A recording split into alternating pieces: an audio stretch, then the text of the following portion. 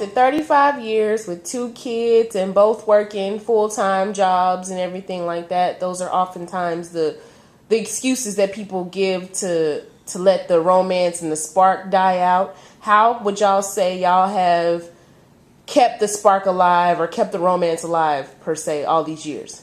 We make time for each other. We were talking today because in the past in the summer, no, we were talking about this today. We were laughing. We passed a restaurant called House of Pies, and it used to be a House of Pies restaurant near us at our old house.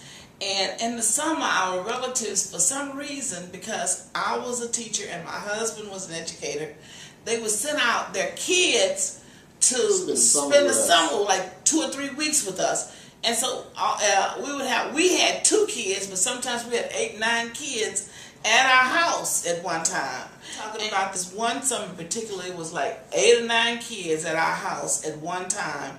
And we were just busy taking care of the kids, entertaining them and all that. And one night we realized we hadn't had us time. And so we didn't want to take them to a restaurant because we had like 8 or 9 kids at that. So we just went to them and told them, we'll be back.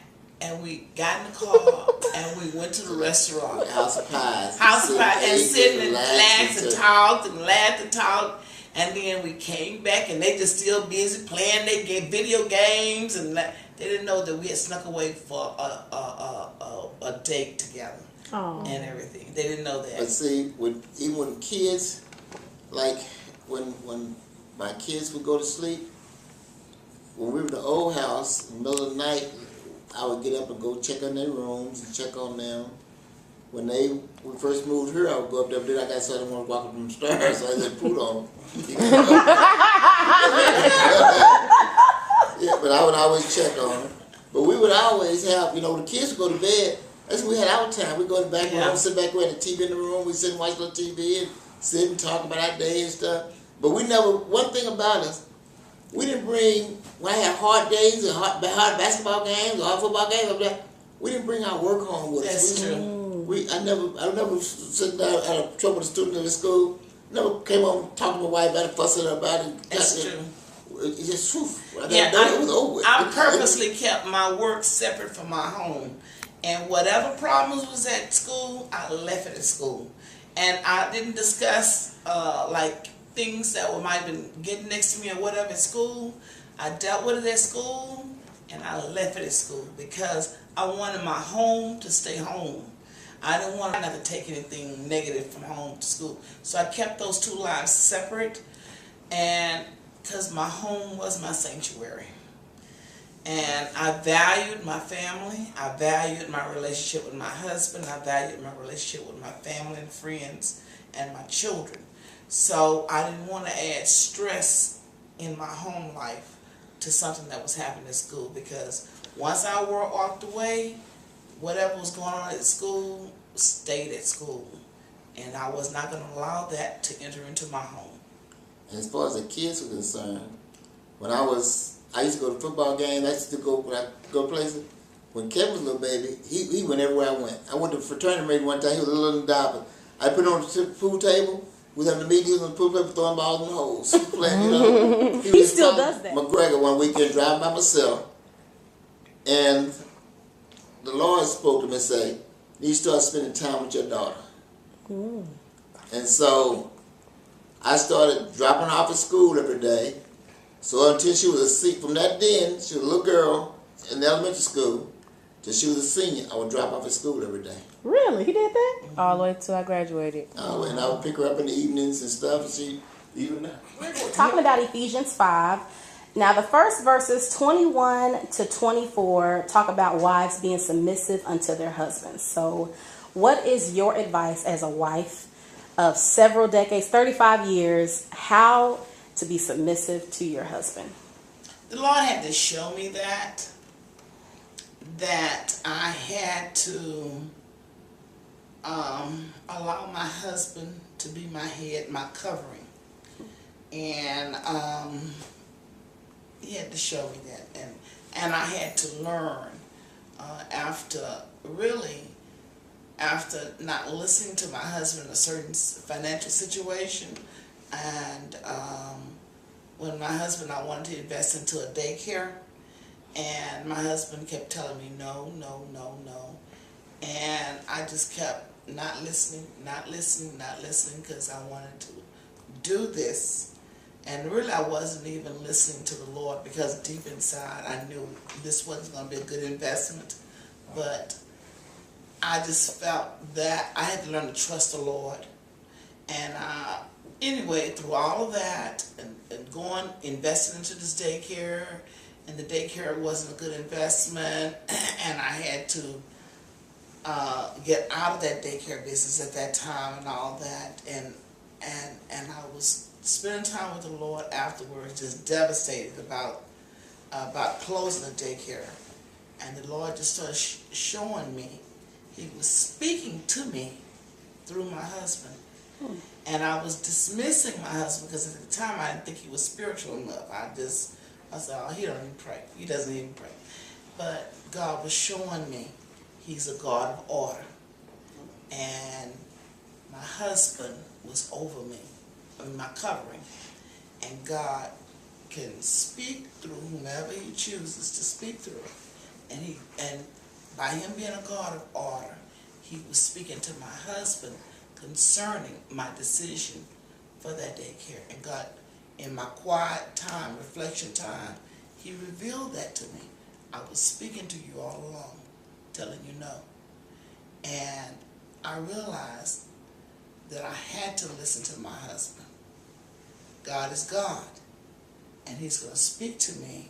He's going to tell me, but he's going to also speak to my husband about certain things.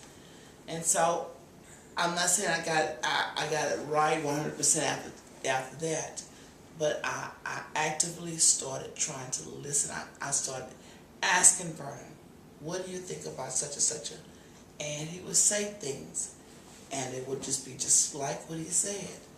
And so God has shown me, even when I act like I'm irritated with my husband, deep down, when he's telling me stuff, deep down, I know it's God. Even when he speaks to me about certain things, and it's always what my husband says, and I know it's God speaking to my husband about me, about certain things. So God's order works. God's order works. It does. Okay. It definitely does. Okay, so Pops, for you, the second part of that is Ephesians 5:25 through 29, and it talks about the husband loving the wife even as Christ loved the church. Is that true? Yes. You know, sometimes my wife can upset me, do something, or say something, or don't do something I want her to do, or we not really coming to odds on something, then I love it anyway. Sometimes, you know, things don't always go right in a marriage, and sometimes we get mad at each other and stuff like that. But even no matter what, I'll go get in bed and I'll talk to her and apologize or whatever. Sometimes I'll apologize even though I know I'm not wrong. But when she cooled down and she realized that she was wrong, then she'll go and accept it, and you know, she'll try to come down and tell me, you know. And like, when Kevin first got married, he told me, he said, Pops, you know, I never realized sometimes you mama get into it and you say, Mom said something, you say, yeah, okay, you're right, all right. He said, and I said to myself, Daddy, right, but why are you giving in to her? He said, no, Daddy, I know. I'm not that down. You know, but no matter what, I love her. Because you know, when I first met my wife, I started falling in love with her. And we still started going together. We've been seeing each other like 2-3 months on campus. The school's almost out. And when I told her I loved her, like she asked me one time, say, Boogie, would you die for me? I told her, I said, yeah, I'd die for you, my kids, I would die for her. I said, but you, more than anybody, I would die for you because you in my heart. And I would die for you. I love you that much. And so, sure, I love my wife through hell and high water, they would say. You know? You know Okay. what? And it makes it, you know, that security that I feel, even in the hard times, when we're going through rough spots, knowing the bottom line, he truly does love me. And that's, you know, even when we are at odds with each other, I know he truly does love me. And that makes the rough spots that you go through easier. You have that security. This is the foundation, and everything is rocky, but you know that foundation is there. And that's that foundation of his love. And that's, you know, that makes it better. That's good. Okay, another common scripture used when people talk about marriage, preparing to marry, Proverbs 18:22. Whoso findeth a wife findeth a good thing and obtaineth favor of the Lord. So, is that true? And do you have favor? Is she a good thing and do you have favor? Yeah, you know, my wife was the best thing that ever could have happened to me. She changed my life. I mean, hey, if I had married somebody else, I don't tell them where I'd be right now. I mean, my wife changed my life.